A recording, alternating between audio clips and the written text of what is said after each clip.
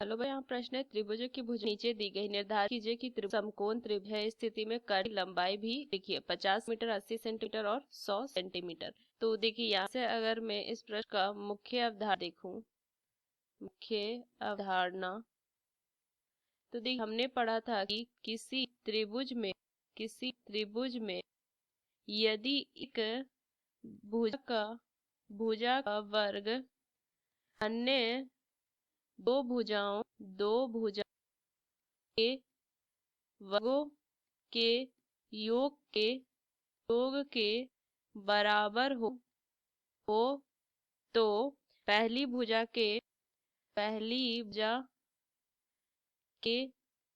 सामने सामने वाला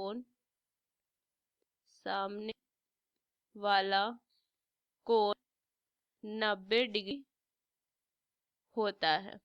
तो ये चीज हमें ध्यान में, देखिए दी हुई है तीन भुजाएं यहाँ से त्रिभुज की। मान लीजिए ए बी जो दिया हुआ है 50 सेंटीमीटर दिया है। यहाँ से अगर मैं देखूं कि बीसी जो है वो दिया हुआ है 80 सेंटीमीटर और एसी 100 सेंटीमीटर दिया हुआ है।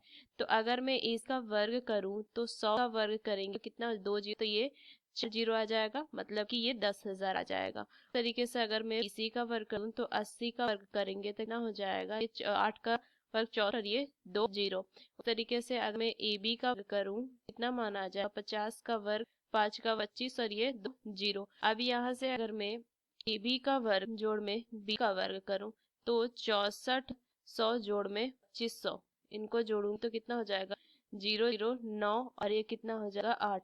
देखिए ये जो मान है वो मेरा एसी के वर्ग के बराबर आ रहा है। यहाँ से लिखेंगे एसी का वर्ग बराबर ए बी का वर्ग जोड़ में सी का वर्ग नहीं है, ये बराबर नहीं है। तो यहाँ से मैं क्या कहूंगी कि अतः त्रिभुज ए बी सी समकोण त्रिभुज नहीं है, समकोण त्रिभुज नहीं है। और यहाँ से अगर ये त्रिभुज नहीं है तो क्या अवधारणा का प्रयोग करके हमने इस प्रश्न को हल किया। आशा कर प्रश्न आपको समझ में आया। धन्यवाद।